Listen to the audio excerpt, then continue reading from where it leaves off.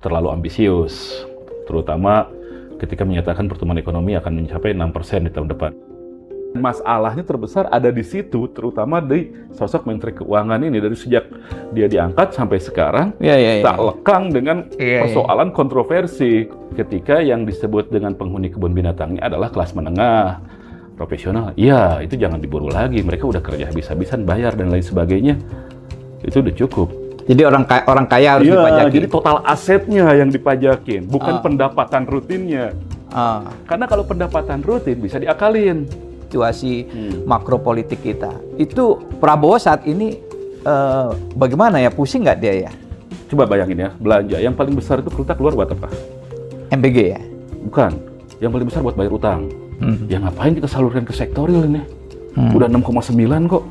Taruh aja di kertas. Taruh aja di SBN itu gitu. Iya. Sehingga menimbulkan efek crowding out namanya kalau dalam ekonomi makro, di mana uang itu tersalur ya akhirnya ke instrumen-instrumen keuangan lagi, bukan ke sektoril.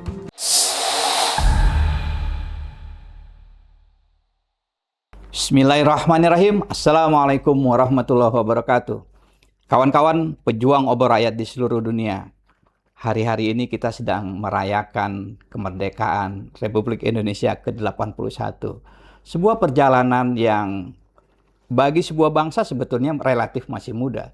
Tapi bagi kita, ya ini sebuah perjalanan yang cukup panjang. Dan hari-hari ini juga sebetulnya presiden baru kita, presiden ke-8, Prabowo Subianto, memasuki tahun kedua sebentar lagi. Beliau baru saja menyampaikan pidato di depan DPR, pandangan-pandangan beliau tentang masa depan Indonesia. Untuk membahas situasi Indonesia saat ini, apa harapan-harapan ke depan, sudah hadir sahabat lama saya ini, kawan seperjuangan, ya kan, Hardy R. Hermawan, analis Praksa Institute. Ya. Terima kasih. Thank you. Bung Hardy. Siap. Nah ini Praksa Institute itu apa itu? Kita lama nggak ngobrol ini. Ya, lembaga kajian terutama untuk membahas tentang isu-isu perekonomian, isu-isu bisnis, dan mungkin juga tentang prospek investasi di Indonesia ke depan. Oke, institut tuh kalau institut biasanya kan ngeluarin ijazah, enggak itu ya? Boleh, bisa diatur. Bisa diatur. Ada Institut Pertanian Bogor, Institut biasanya Teknologi ijazahnya Bandung. dari kiai apa gitu, tentang doa apa itu. Oh iya, ijazahnya itu. Ijazahnya sholawat ya kan? Oke, Bung Hardy, Anda melihat pidato Presiden Prabowo kemarin di Senayan, itu seperti apa? Oke, secara keseluruhan Presiden menyampaikan optimisme besar tentang Indonesia ke depan dalam pidato nota keuangan dan juga penyampaian tentang asumsi dasar ekonomi makro Indonesia. Ini banyak hal yang dianggap mungkin sangat luar biasa lah. Kita ditargetkan di tahun 2027, bukan ditargetkan, diasumsikan di tahun 2027 akan mencapai pertumbuhan ekonomi 6%, misalnya di sana. Lalu kemudian disampaikan bahwa untuk mencapai itu penerimaan pajaknya juga naik. Penerimaan perpajakannya sampai ke 2.900 sekian triliun rupiah. Artinya naik 12% dari outlook atau perkiraan di tahun 2026 ini. Dan banyak juga hal-hal lain yang disebutkan di sana. Rupiah diasumsikan akan berada di kisaran 17.500 tahun 2027 nanti. Suku bunga acuannya 6,9%, dan banyak hal lagi yang bisa dinyatakan bahwa seolah-olah perekonomian Indonesia di 2027 itu akan jauh lebih baik daripada tahun ini. Seolah-olah. Kenapa Anda menyebut seolah-olah? Ya, pertama itu masih asumsi dasar. Lalu kemudian juga ini masih harus dibahas di DPR. Jadi artinya harus ada pembahasan-pembahasan sampai nantinya menjadi APBN. Dan beberapa hal memang kita lihat terlalu ambisius. Terutama ketika menyatakan pertumbuhan ekonomi akan mencapai 6% di tahun depan. Sekarang di tahun 2026, kuartal kedua ini 5,3%. Mungkin akan perlu effort yang luar biasa untuk bisa mempertahankan di level sebegitu sampai akhir tahun 2026 nanti. Karena pemerintah sudah habis-habisan, sudah menggenjot belanja di semester pertama sampai porsinya 23% dari pertumbuhan ekonomi.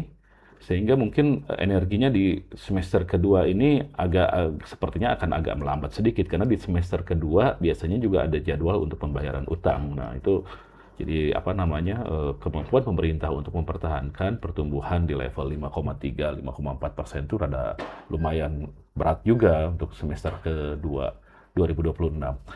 Nah, di 2027 ini akan mau naik lagi dan itu lumayan besar. Kalau naik katakanlah dari 5,3 ke 6, itu kan bedanya 0,7 ya.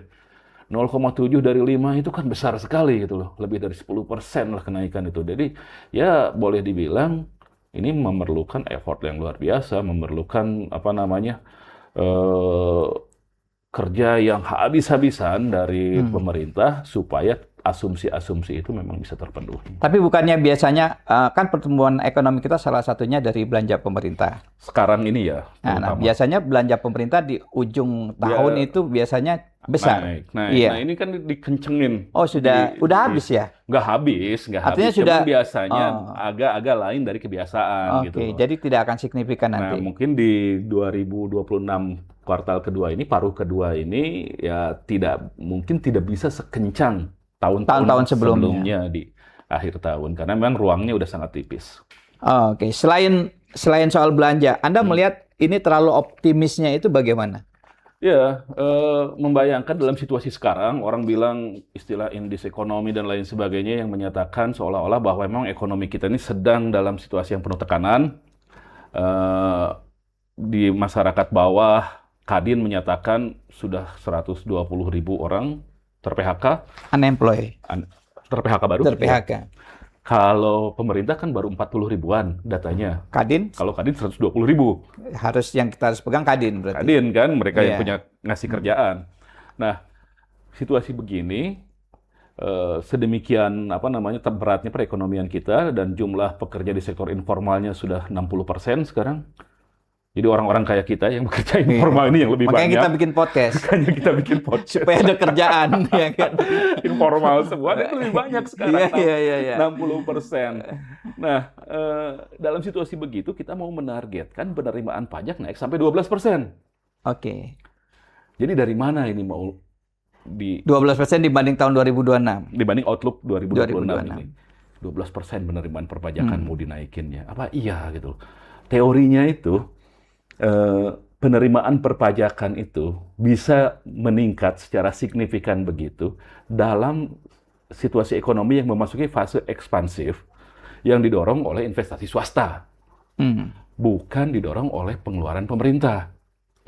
Kalau investasi swasta yang tumbuh, lalu kemudian dia bisa meningkatkan kapasitas produksinya, menambah serapan tenaga kerja, maka dia bisa mendapatkan pendapatan yang lebih tinggi dari sebelumnya dan itu membuat setoran pajak dia meningkat.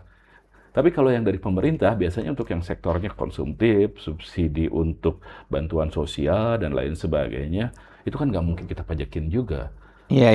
Nah, jadi kemungkinan peningkatan pajak itu akan sangat kecil terjadi kalau didorong oleh belanja-belanja pemerintah ke sektor konsumtif. Dan ini yang terjadi sekarang, kan lebih banyak diselontorkan ke sektornya yang konsumtif. MBG salah satunya, subsidi bansos, dan lain sebagainya. Gitu loh. Jadi bagaimana ini bisa menghubungkan antara rencana yang hendak dijalankan melalui APBN ini terhadap pertumbuhan ekonomi, sehingga penerimaan pajaknya bisa meningkat. Ini yang masih belum kejawab. Anda nggak yakin ya berarti bahwa Purbaya bisa menaikkan pendapatan pajak sebesar 12%? Pasti akan menimbulkan banyak sekali problem komunikasi di sana.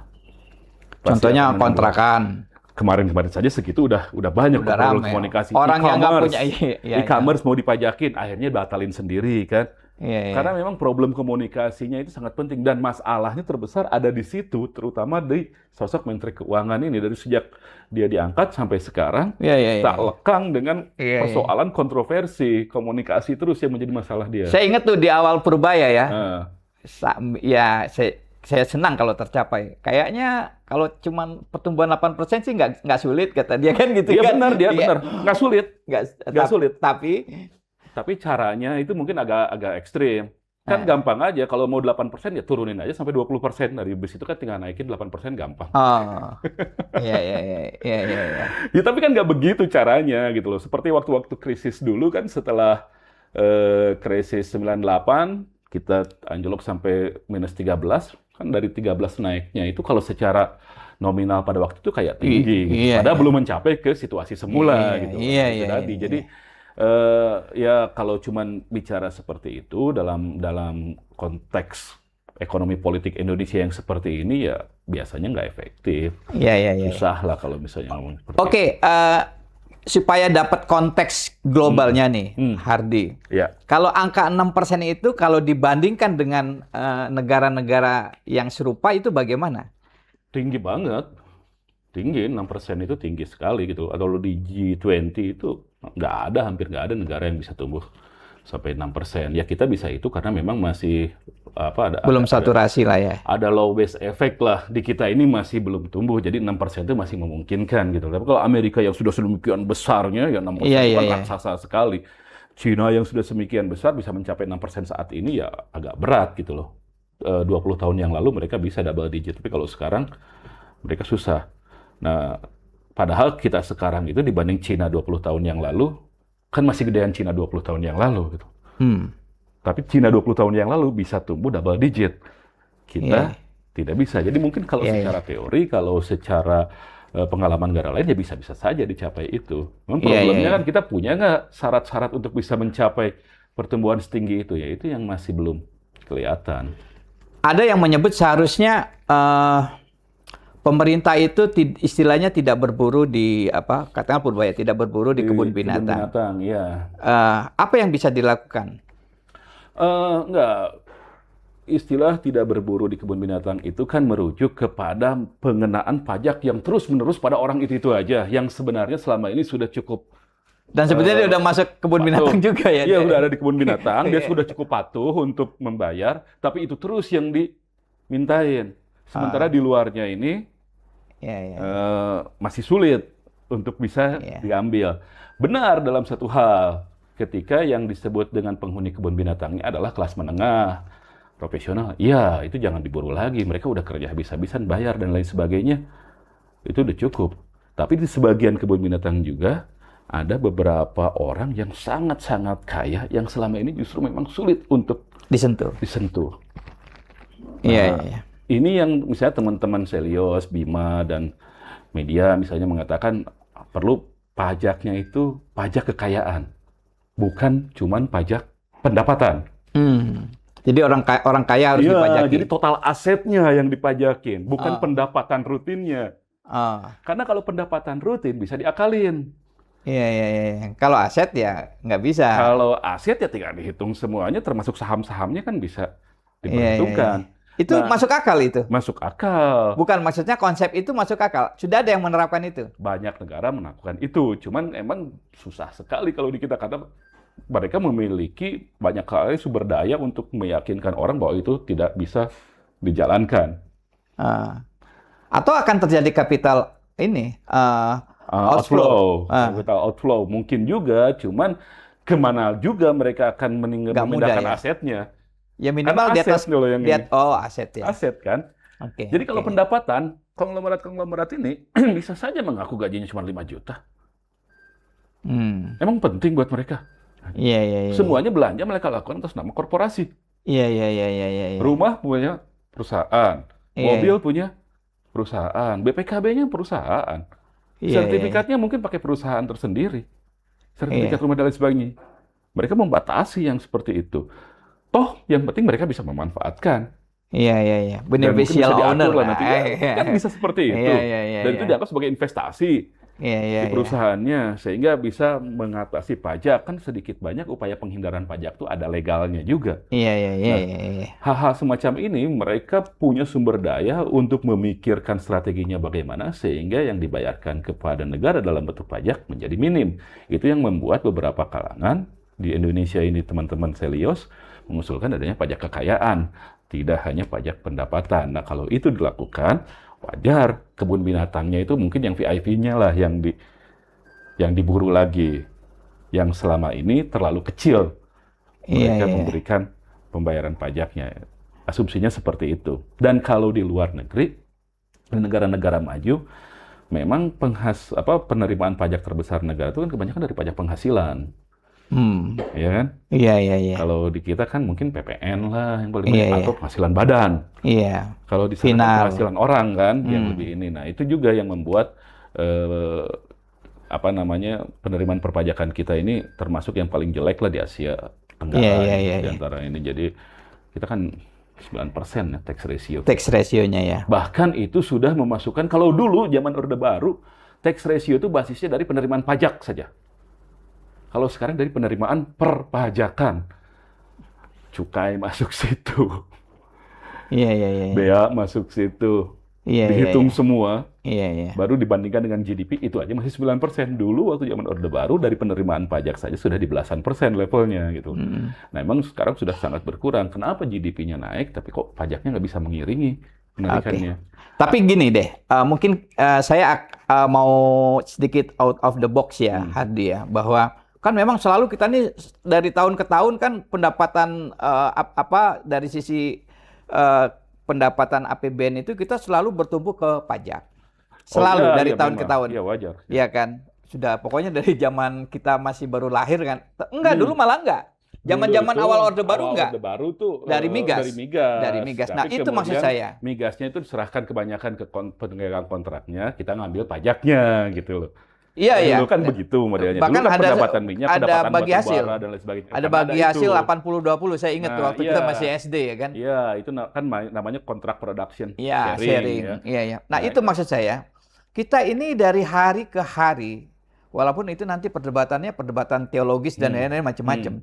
Cuma maksud saya, kita ini nggak keluar dari cara berpikir kolot menurut saya. Pokoknya negara ini supaya bisa dikelola dengan baik, itu harus mendapatkan pajak dari. Nah, Iya. ada nggak opsi lain sebetulnya kalau kita mau agak pintar dikit? Sebenarnya sama aja, dulu pun sama aja. Cuman karena dulu yang mengelola minyak itu kan bukan perusahaan. Pertamina dulu tuh kan dianggap sebagai bagian dari negara. Kalau zaman dulu. Sehingga sifatnya itu tidak disebut sebagai pajak, padahal setorannya sama saja. Nah, sekarang ini kan kontrak-kontrak dan lain sebagainya dilakukan dengan korporasi, dengan perusahaan, masuk ke negara sebagai bagian negara, ada pajak juga di sana. Jadi bagian dari migas di sana juga ada sebenarnya, cuman sekarang dilabelin semua dalam kelompok pajak. Dan itu memang lebih memudahkan dalam urusan kita mengatur tentang model perekonomian ke depannya gitu loh. Oke, misalnya begini. Saya nggak tahu Anda punya datanya apa enggak ya, Hardi ya. Negara tetangga kita, Singapura, kan mereka punya namanya Temasek Holding. Ya, kita ya. Danantara lah. Ya, ya. Saya kebetulan belum riset. Berapa persen dari APBN mereka sumbangan dividen dari Temasek ke itu? Oh iya, Ada besar, tapi dividen, sebesar-besarnya dividen pasti masih kalah dibanding penerimaan pajaknya. Oke. Jauh. Oke. Jauh. Seperti kalau misalnya kita dari seluruh BUMN, selama ini ya, seluruh BUMN, dividennya ke negara itu berapa? Ternyata di kita ini kan sekitar nggak nyampe 100 T lah. Dividennya ya. Iya, iya, iya. 180 Berarti sampai kan sekian. itu tidak sampai 5%, tidak sampai 2%. Jauh, iya. Tidak Kan sampai 2% dari penerimaannya APBN. kalau katakanlah penerimaan pajak yang kemarin 2.600 triliun, Iya. masuknya 80 kan tidak terlalu besar. Meskipun ya itu juga sangat berharga, sangat berarti. Kita kemarin jual obligasi Panda misalnya, itu kan cuma dapat 18 triliun. Obligasi Samurai untuk bermata Padahal uang, sudah banyak insentif yang insentif juga nggak terlalu ini juga. Tapi jadi kalau dari BUMN sekitar 80 T sebelumnya, ya cukup lumayan juga. Tapi kan sekarang malah nggak masuk. Masuknya ke Danantara kan? Iya. Dan Danantara belum pernah store dividen. Belum pernah ya? Belum, karena dianggap sebagai masih entitas baru. Laporan keuangannya aja belum ada. Ya, laporan keuangannya belum Ya, ada. Itu gimana nanti mau kita, tahu dividennya? iya, soal Ya kan? sendiri itu ya kan. Ya, itu soal sendiri. Jadi belum ada di sana. Jadi selama 2 tahun ini ya tidak ada lagi setoran BUMN ke APBN. APBN. Semuanya sekarang ke Danantara. Mungkin dalam bentuk pajak ada. Dalam bentuk pajak selalu ada dan itu Iya, bisa tapi dalam cukup bentuk besar juga. setoran dividen Ya, belum. dividen kan dari keuntungan paling cuma berapa persen sih yang dibagikan ke pemegang saham itu Iya. sesuai dengan proporsi ya. Jadi ya seperti itu. Artinya ya kalau misalnya ya mau ini ya semuanya dilabelin dengan pajak, tinggal dikelola aja nih pajaknya masuk pajak apa, pajak apa, pajak apa, pajak apa, dan memang seperti itu kelaziman di banyak negara saat ini. Ya, ya, oke. Itu soal penerimaan ya. Kan kita ngomong APBN Hmm, nih, Hardi. hmm, APBN itu kan pasti ada dua kolom lah ya. ya, Satu penerimaan, belanja. yang satu belanja. Hmm, Dengan komposisi seperti ini, belanja ini kan bukan sekedar belanja, tapi juga terkait janji politik. Kita ya, tahu ya, ya. ya kan, terkait janji politik lah, ABCD lah. Hmm. Nah, dengan kondisi yang ada, saya yakin Anda juga memahami situasi makro politik kita. Itu Prabowo saat ini bagaimana ya? Pusing nggak dia ya? Mestinya iya, karena kan dari belanja ini, coba bayangin ya, belanja yang paling besar itu kita keluar buat apa? MBG ya? Bukan, yang paling besar buat bayar utang. Oh, 835. Ya, mungkin kalau bunganya saja sekitar 600, ya, 600. gitu, 600. Itu yang paling besarnya. Cicilan pokoknya 835 ya, Ya, Pak? ya, tapi kan biasanya itu bisa roll over langsung. Jadi kalau bunga 600 plus cicilan pokok 835 udah lebih dari 1000, hampir 1400 ya? Betul, dan itu biasanya yang menjadi penanda penambahan nilai utang kita tahunan itu ya dari situ. Oke. Karena kan pokok itu meskipun tidak langsung dibayar, dia biasanya langsung diperpanjang tuh, Rollover ya? rollover. Nah, tapi kan tetap tercatat sebagai utang tambahan kan? Utang baru. Iya. Nah, paling besarnya untuk bunga bayar utang 600T. Lalu setelah itu ada anggaran pendidikan. Tapi anggaran pendidikan 20%. yang 800 triliun 20, sekarang ini. karena konstitusi 20%. 20% paling tinggi. Di sana masih masuk 240 triliun untuk MBG. Di anggaran pendidikan yang 800 sekian itu. Nah, lalu berarti MBG yang cukup relevan, cukup tinggi lah, cukup signifikan sumbangannya untuk belanja. Di luarnya itu ada belanja sosial, subsidi dan lain sebagainya sekitar 300 sekian, hampir 400T. 400 tambah MBG 250, lalu kemudian juga ada perumahan, infrastruktur perumahan, ratusan, ada sekolah rakyat dan lain sebagainya. Tipis sisanya untuk anggaran pembangunan. Berapa persen berarti anggaran pembangunan? Ya tinggal dicari receh-recehnya aja, dan tambahan aja, misalnya satu lagi untuk alutsista. Gede. Alutsista berapa ya? Karena mau ditanya, ini rahasia negara katanya Ya gitu. secara totalnya kan bisa ya. Secara totalnya itu untuk Kementerian Pertahanan tahun 2026 itu 337 triliun. 337. 180-nya adalah untuk belanja Alutsista. alutsista. Di tahun 2026 bedanya cuma 3 triliun lebih kecil. 334. Iya. Meskipun Kementerian Pertahanan menyatakan idealnya mereka dapat 620. Ini nanti kita diskusi juga nih soal ini. Nah, tapi yang jelas ketika kita belanja alutsista, itu kan duitnya dari utang juga ya. 180T itu. Tapi kan kita belanjanya keluar, impor semua. Mana ada efek multipliernya kalau dari sana? PT PAL nggak jalan kata.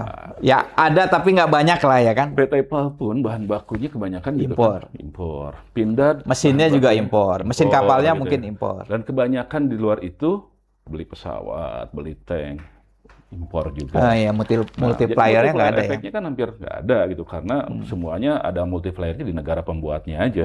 Seperti MBG misalnya waktu kemarin beli motor atau mobil yang dari India itu, ya kan di India berarti kan multiplier dan nggak kepake pula. Dan belum kepake juga sampai sekarang. Gitu. Atau motor listrik China itu, ya multiplier efeknya di sana. Nah, yang seperti itu masih harus benar-benar disisir, dilihatin, diseleksi.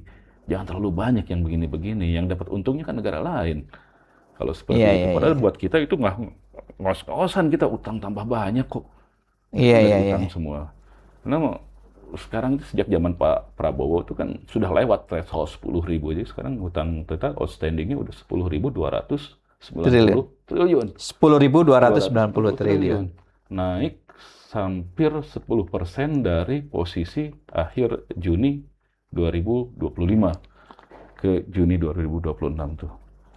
Iya. Tapi to be fair ya Hardi ya, menurut saya baca data BPS. Jadi di akhir Jokowi 2024 Oktober itu kita tuh kalau nggak salah 9.200 something.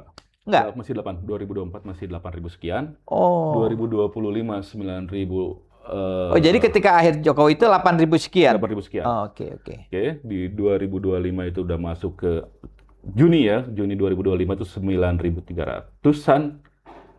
9.000 9.300. Desember 2025 itu masuk ke 9.600, hampir 9.700, sekarang 10.200 Juni 2026. Nah, dari Desember 2025 sampai Juni 2026 itu kenaikannya sudah 6,2% pertumbuhan outstanding utang kita sampai ke 2026 ini. Nah, itu menunjukkan bahwa eksponensial, dan itu memang secara teori wajar terjadi dengan pola kebijakan fiskal kita yang seperti itu. Ketika kita masih tidak bisa melakukan upaya untuk menarik kepercayaan dari investor luar, itu kan membuat surat utang yang kita terbitkan bunganya menjadi tinggi. Mahal.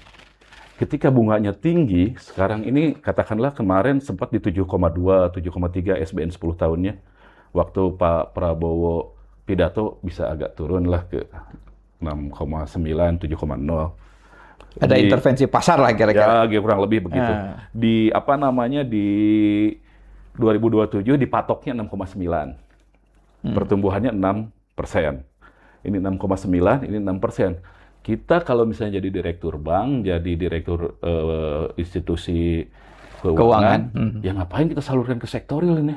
Udah 6,9 kok. Taruh aja di kertas. Taruh aja di SBN itu, gitu. Iya. Sehingga menimbulkan efek crowding out namanya kalau dalam ekonomi makro, di mana uang itu tersalur ya akhirnya ke instrumen-instrumen keuangan lagi, bukan ke sektoril. Jadi makin sulit kita menumbuhkan ekonomi real di Indonesia dengan pola yang kayak gini gitu, karena kepercayaan investor kita itu semakin rendah. Sekarang ini investor asing cuma megang 13% dari surat utang yang ada di Indonesia ini. SBN tuh yang dipegang oleh asing cuma 13-14%. 30% lebihnya dipegang oleh BI. Jadi BI yang dia cetak duit sendiri, dia bayarin sendiri, kantong kanan, ya, cuman main di neraca aja kan. Jadi yang tadi 6,9 pun nggak dianggap sebagai sebuah keseimbangan yang objektif orang melihatnya. Ini akal-akalan aja. Akhirnya asing semakin lama semakin terus menarik lagi uang dari sini. Mau nggak mau untuk bisa mendapat mereka mau masuk lagi, bunganya makin tinggi. Jadi kita investor asing saat ini 13%. 13%. Dan itu kalau dibandingkan dengan tahun-tahun misalnya dari dulu yang paling banyak investor asing itu 40 gitu. Zaman siapa itu? Sampai zaman Pak Jokowi sebelum Covid itu masih begitu. Kalau sebelumnya zaman SBY berapa? Segitu juga. 40. 40. Meskipun pada zaman SBY memang itu SBY kan masih struggle ya, masih baru lepas dari krisis. Jadi waktu itu inflasi masih 6-7%, suku bunganya masih 9% dan lain sebagainya. Itu memang lagi berjuang habis-habisan, terus dilakukan upaya untuk tetap melakukan stabilisasi. Di zaman Jokowi Jokowi bagus dalam pengelolaan inflasi.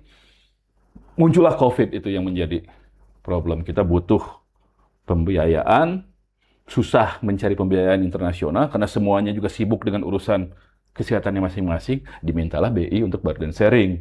BI yang itu kemudian menjadi moral hazard keterusan sampai sekarang.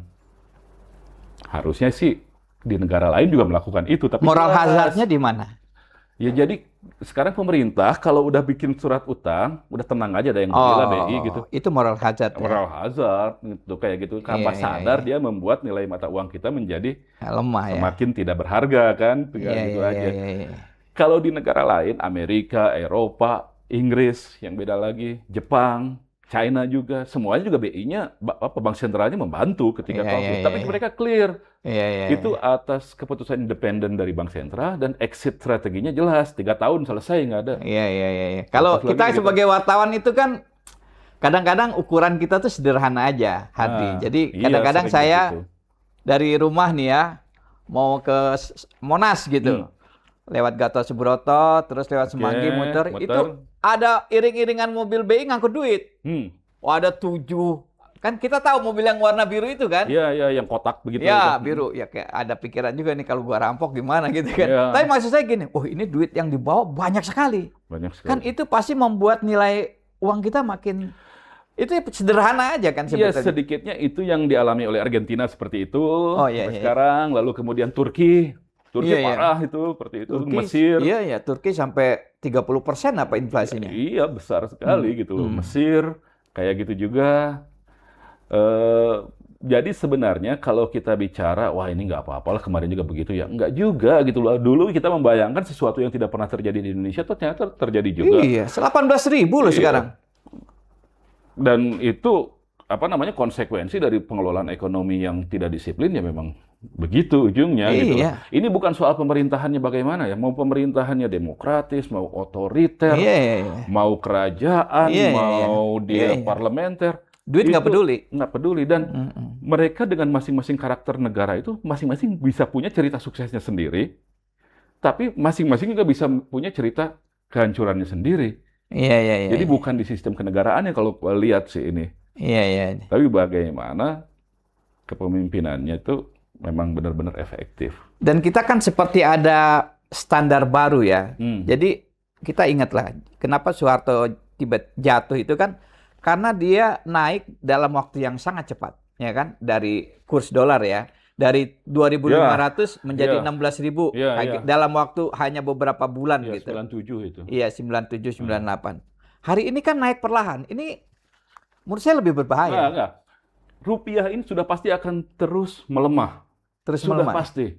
Gitu ya. Sudah pasti kalau melihat caranya seperti ini. Karena persoalannya ada di struktural, di fundamentalnya. Pertama, kita impor migas kita ini gila-gilaan. Gila-gilaan. Sehari sudah lebih dari 1 juta barrel kita impor. Sehari ya Sehari. Jadi kalau misalnya harganya 100, berarti 100 juta dolar sehari kita harus untuk bayar minyak. sekarang. Itu 1,7 triliun. nah, sehari ya. Mm-mm. Sehari. Nah, belum lagi dengan industri dasar lain yang masih Berat lemah. ya.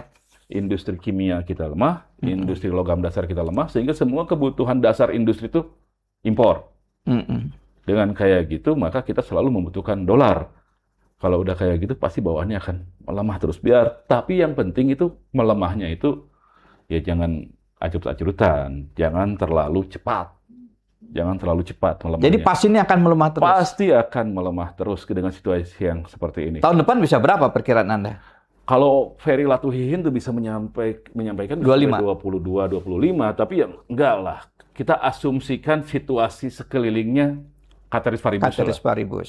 Jadi dengan kayak gitu kita melihat 20-an. mungkin pelemahan sekitar 5-6% per tahun gitu. 5-6% pelemahannya per tahun biasanya seperti itu. Tapi kalau misalnya ada situasi yang sangat Jadi luar biasa, 5-6% per tahun menurut prediksi Anda. kalau melihat ke belakang ya begitu-begitu. Kalau gitu SBN nggak menarik kalau SBN 6,9. Maka dari itu, bos, kita itu setengah mati gitu loh untuk Ya melakukan kalau itu. SBN 6,9, terdepresiasi 5, berarti kan cuma 1,9 kan? Iya dong. Iya, tapi kan segitu masih lebih menarik daripada misalnya inflasi di Amerika berapa, belinya SBN-nya Amerika, sudah dipotong inflasinya juga toh gitu loh. Jadi mungkin mereka hanya 0,5 atau 0,6.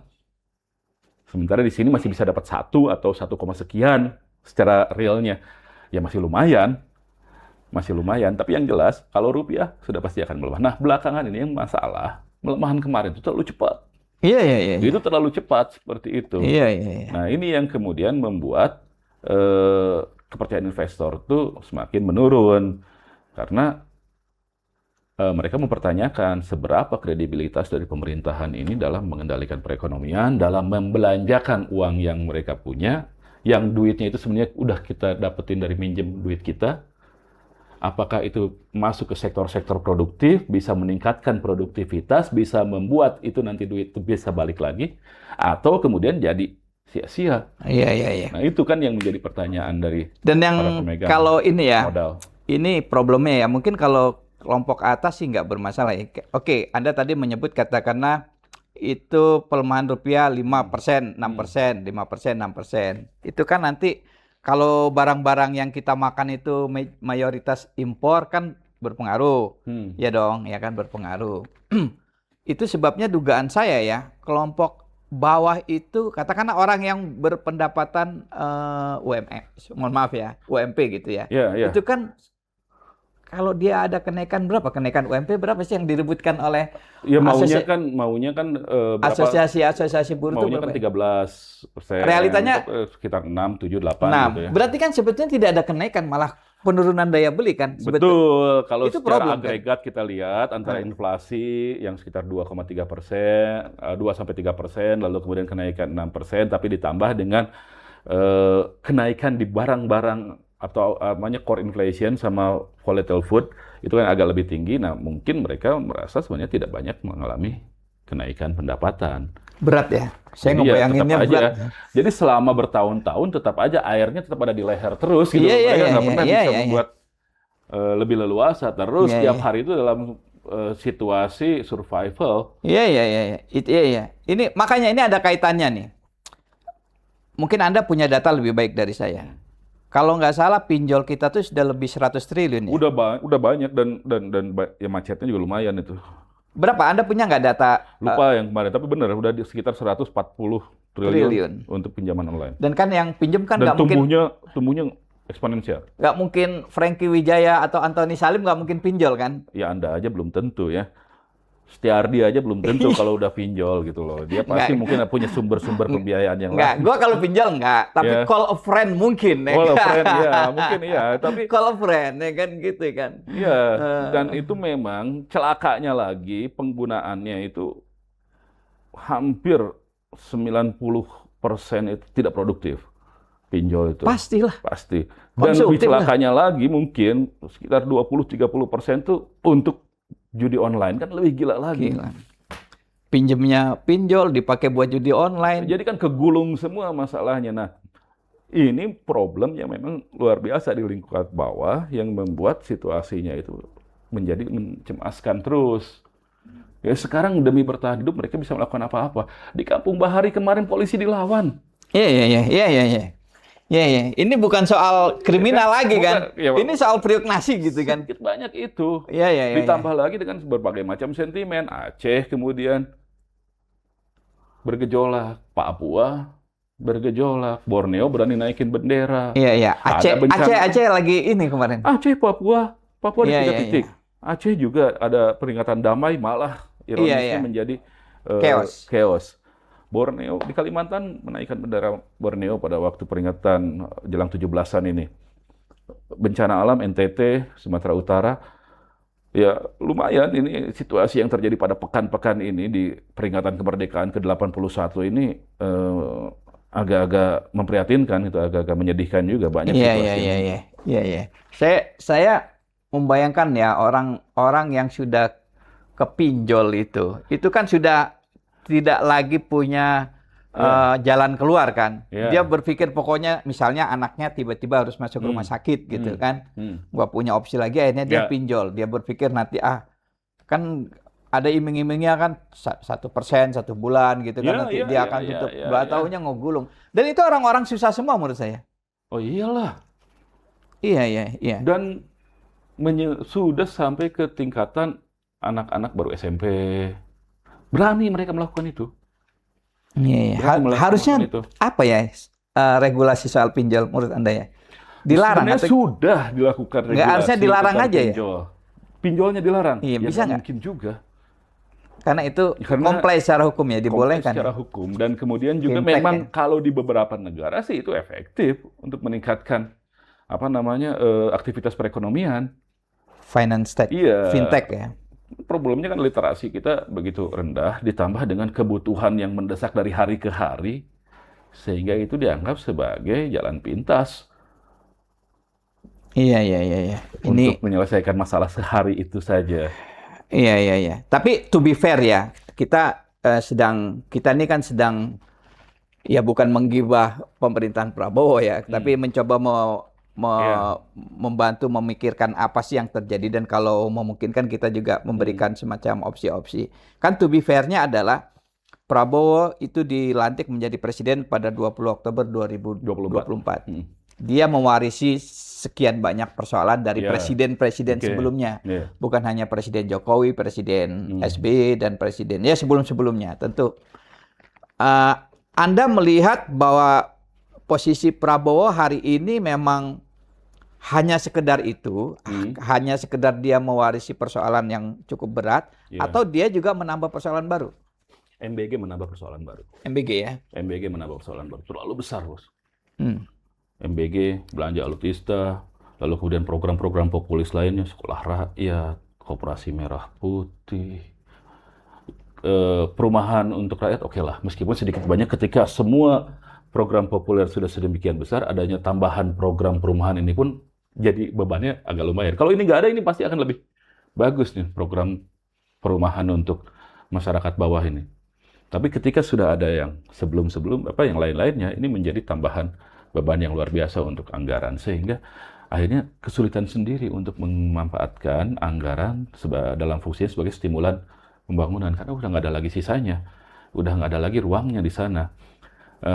Akhirnya silpa diambil. Meskipun kemudian dilemparkan lagi ke bank. Tapi kan risikonya pindah ke bank nanti. Kalau kalau bisa 400 Kan nggak triliun, mudah kan, nggak bisa ditarik lagi, itu susah itu. Nanti Iya, dan neraca banknya yang jadi. iya, dan nggak mudah juga kan, 200 miliar misalnya atau berapa 200 triliun misalnya berapa gitu. Mau dikemanain kan? Jadi Mau cost of dikemanain? fund. Karena pertama, bank juga Sulit kan? bukannya nggak ada likuiditas.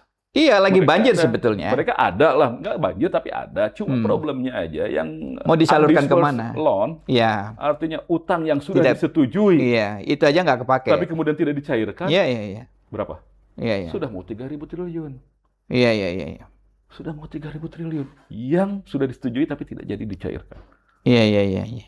Jadi kan problemnya itu adalah di struktur ekonomi kita yang sekarang rigid banget gitu loh. Iya, iya, iya, iya. Bisa bergerak, sangat-sangat pekat gitu, nggak cair bener.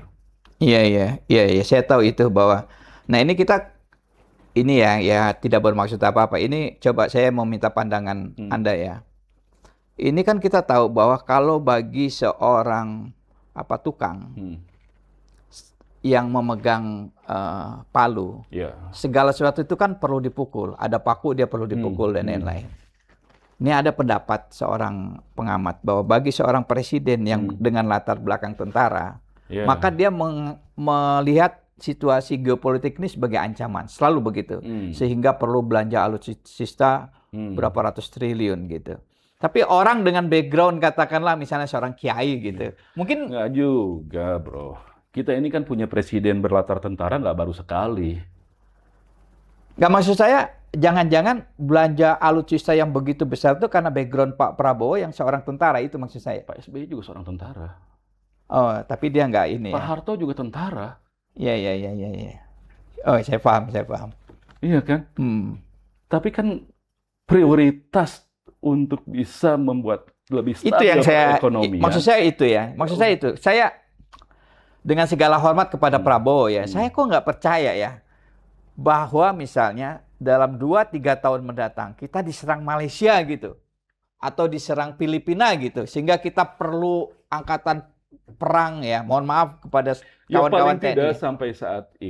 sampai saat ini tidak ada satupun analis militer yang melihat ada potensi eskalasi ketegangan di Asia Tenggara. Even juga mungkin katakanlah di Asia Timur, Laut Cina Selatan di sana. Ada mungkin, tapi bukan Indonesia yang Cina lawan Cina Filipina, Jepang Filipina, Iya, Cina iya. Filipina, Jepang Filipina, Di Cina, Jepang. Kepulauan Spratly. Iya Ya. kan? Jadi ya dalam hal ini upaya untuk menunjukkan bahwa prioritas itu ditentukan secara sangat fair, objektif, dan disiplin dan teknokratis itu yang tidak terlihat. Iya, iya. Saya bukan ini ya, Hardi ya, saya harus disclaimer. Saya bukannya tidak setuju kita punya angkatan perang yang kuat. Oh, Bukan. siapapun pasti pengen Pengen lah. ya. Iya Tapi dong. atau sama gini deh, saya bilang sama istri saya kan pengen apa? Kapan kita ganti mobil gitu ya? Iya. Bukannya kita nggak mau ganti mobil ya Iya, kan? iya. Tapi kan ada prioritas, Ada prioritas bayar programnya. SPP anak kita, Persis, gitu beli loh. beras untuk di Iya. rumah, telur di rumah habis. Iya. Kan kira-kira Iya. gitu. Saya selalu bilang sama istri saya gitu. Ya pengen juga saya ganti mobil kan. Betul. Saya bukannya, tapi menurut saya ya, tapi ini kritik saya ya. Mungkin jangan-jangan karena beliau tentara ya gitu. Kan saya ingat tuh waktu kampanye, Pak Prabowo bilang bahwa untuk berdamai kita harus siap perang. Apa itu bahasa Latin? Iya. Bahasa Latinnya Seperti itu. kan. Sehingga, wah ini efeknya apa? Begini. Anda setuju dengan pikiran saya? Saya setuju, nggak ada argumen lain yang lebih kuat dari itu. Mungkin dari latar belakang Pak Prabowo yang seorang tentara, yang bahkan meskipun lebih dari sudah sepertiga hidupnya atau mungkin lebih dari separuh hidupnya dia bukan tentara, Tapi ya pola pikir dan perspektif ketentaraannya itu memang sangat kuat, dan tentaranya itu bukan sekadar tentara administratif atau tentara yang lebih banyak melakukan kajian kajian ilmiah gitu. Dia seorang prajurit tempur. Jadi ya pandangan seperti itu ya masuk akal, mungkin karena latar belakang seperti itu sehingga menempatkan kebutuhan anggaran militer sebagai prioritas. Tapi apakah benar itu adalah prioritas bagi ekonomi Indonesia saat ini? Bagi negara Indonesia sekarang prioritasnya di sana, kan harusnya dikaji secara teknokratis. Kalau menurut Bisa Anda harusnya seperti itu. bagaimana soal alutsista? Jadi hitung betul secara teknokratis. Kalau di Amerika itu, bahkan setiap rudal itu harus dihitung berapa manfaat optimum yang didapat dari pembelian setiap satu pucuk rudal gitu. Hmm. Katakanlah kasarnya mereka menghitung berapa jumlah musuh yang bisa mati, berapa jumlah wilayah yang bisa dikuasai dengan adanya satu ini.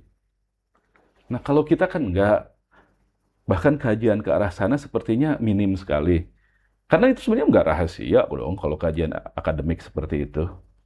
Nanti ketika langkah-langkah teknisnya oke lah itu masuk rahasia militer. Tapi kebijakan-kebijakan yang sifatnya basic, yang sifatnya mendasar ya seharusnya dibuka secara akademik, dikaji betul supaya kita semua paham bahwa memang ini wajar dilakukan, sah dilakukan, layak dilakukan karena memang prioritas. Tapi kalau seperti ini kan kita enggak. Dan melihat sebelumnya gitu loh, Pak Harto hidup di zaman Perang Dingin. Iya. Ketika persaingan antar negara Iya, itu dia fokus gesekannya ekonomi dan kencang. pertanian dan ekonomi ya. Juga gitu. Pak SBY hidup berkuasa ketika krisis itu baru saja dilewatin, dan di luar itu sedang terjadi perubahan geopolitik. Cina tiba-tiba merengsek, lalu kemudian Presiden Putin waktu itu juga berusaha untuk bertahan dan lain sebagainya. Di Amerika ada pergeseran juga. Ketegangan yang ditimbulkan ketika Cina mulai menjadi kekuatan baru juga cukup lumayan, tapi kan tidak membuat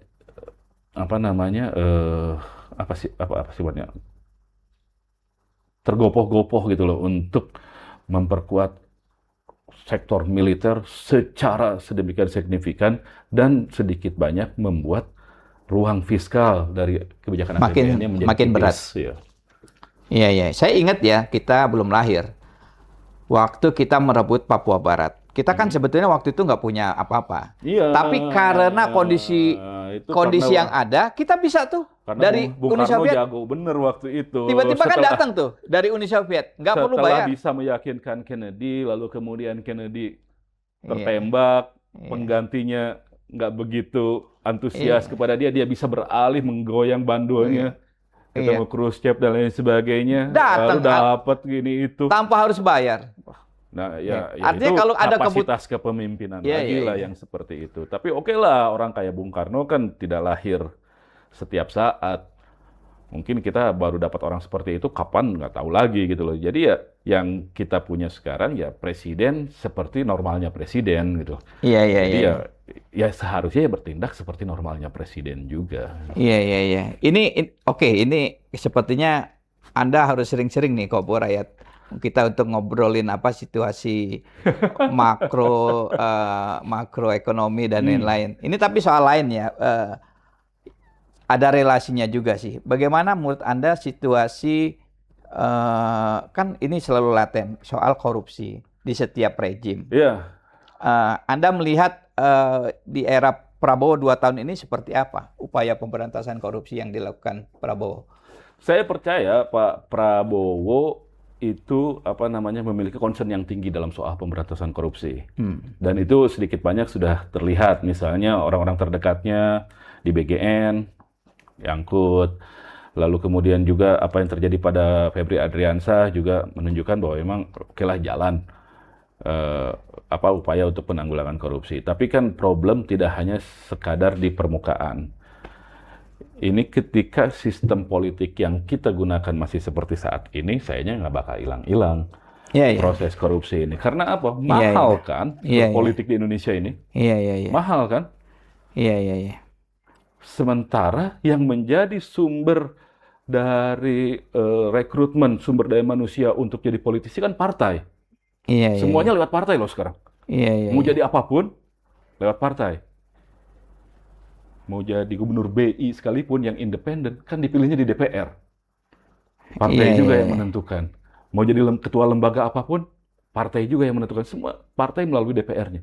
Jadi partai yang menentukan. Partainya nggak boleh Iya, iya, punya iya. pendapatan. Biaya politik mahal, dia punya kewenangan begitu besar, Iya, tapi iya, nggak iya, punya iya, iya. pendapatan. Hmm. Jadi bagaimana bisa menghidupi Selama jadi aspek politik itu berarti kalau selama tanpa sistem itu? politik ini kita tidak ubah, Iya, saya makanya korupsi. akan terjadi Makanya korupsi. kalau mau gitu ya, kalau mau, udahlah partai itu dikasih aja lah dari APBN. Iya, iya. Karena ini yang saya dengar ya, Nah, pasti Anda juga sebagai analis kan dengar juga. APBN kita itu dipotong di parlemen. 6% apa pada sekarang? akhirnya kan dengan segala macam kemasan melalui kegiatan ini itu yang diajukan belakangan, tapi komitmennya sudah didapat dari awal, itu terjadi. Iya, sebab kalau nggak itu nggak jalan, Nggak pengusaha nggak jalan. bisa juga. Nah, maka itu gitu loh. Kenapa Ya nggak kalau pengusaha sih dipotong? maunya nggak dipotong, tapi kalau Ya, nggak siapa gitu, yang enggak? ya kan. Tapi kalau nggak gitu nggak dapat kerjaan, itu Maka problemnya. dari itu. Apalagi sekarang ini ketika ekonomi kita seperti yang kita alami, kita bahas dari tadi, semuanya di-lead oleh belanja pemerintah karena swastanya tiarap semua.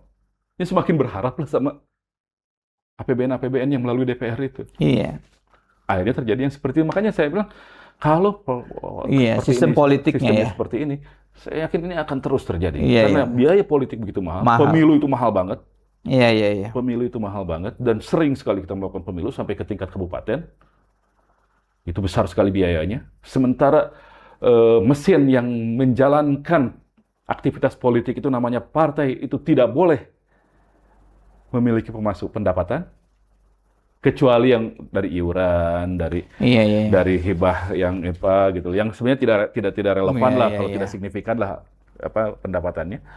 Ya artinya kan itu membuka apa hasrat orang untuk mencari-cari bagaimana caranya dia mendapatkan sesuatu dari aktivitas kenegaraan untuk membiayai kegiatan politiknya. Awalnya dari situ, lama-kelamaan itu berkembang. Kalau sekali udah bocor ya bocor terus.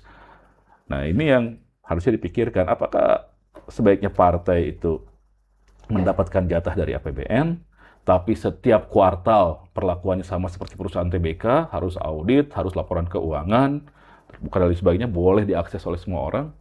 Kan lebih Iya, bagus begitu. iya, iya, Jadi iya. orang kayak Setiardi, kalau misalnya sistem begitu, mungkin berani dia maju sebagai ketua umum partai. Iya, iya, iya. Toh udah ada yang PSI. PSI, apapun Iya, lah. iya. PSI kita Ya, maju maju. PSI ya Nah. kan kita ganti Kaisang ya kan kita. Berani kan kalau misalnya Berani. sudah ada di itunya. Oh, Kan iya, sekarang kita. nggak berani karena nggak ada modalnya. Nggak ada modal ya kan kita. Kita ini aja PKO sekarang. Apa tuh? Partai Kaos Oblong. Nah, itu dia.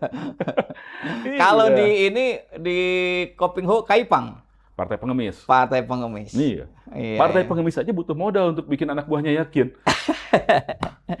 Oke, kawan-kawan pemirsa Obor Rakyat, ini perbincangan pertama dengan Tapi benar, pikirkan ya APBN untuk partai itu. Karena Oke, mungkin oke. kalau dihitung-hitung nilainya paling cuma separohnya MBG. Iya ya, lebih efisien ya. Tapi Dengan ya- catatan nggak boleh ada korupsi lagi. Iya, Iya, iya. iya, iya. Oke, Hardi, kawan-kawan, Thank you. ini tadi pandangan-pandangan kawan saya, Hardi Hermawan. Beliau ini sangat serius mengulik-ngulik angka di APBN dan kemarin juga sepertinya memperhatikan pidato politik Presiden Prabowo di parlemen, dan saya sepakat dengan Hardi bahwa memang kondisi sekarang kondisi APBN kita berat, fiskal kita terbatas, ruang fiskalnya nggak banyak. Sementara ada janji politik yang juga saya paham harus ditunaikan, begitu kan. Juga ada ambisi-ambisi yang tadi kita diskusikan seperti alutsista yang mungkin adalah mimpi dari Presiden Prabowo secara pribadi, saya nggak tahu. Tapi intinya yang ingin saya katakan adalah bahwa hari ini kalaulah negara ini dianggap sebagai sebuah keluarga, ini sebuah keluarga yang sedang keuangannya itu mepet sekali. Ya. Belum terjerat pinjol memang, tapi dari bulan ke bulan kelihatannya Tapi cicilan banyak. cicilan banyak. Jadi setiap bulan sudah bayar KPR, Nah, sudah iya. bayar SPP, sudah habis. Memang belum terjerat pinjol, tapi bisa jadi sudah hampir menuju ke sana. Kita tidak berharap itu. Demikian, mudah-mudahan perbincangan singkat ini bermanfaat. Wassalamualaikum warahmatullahi wabarakatuh. Thank you, Bro Sip. Hardy.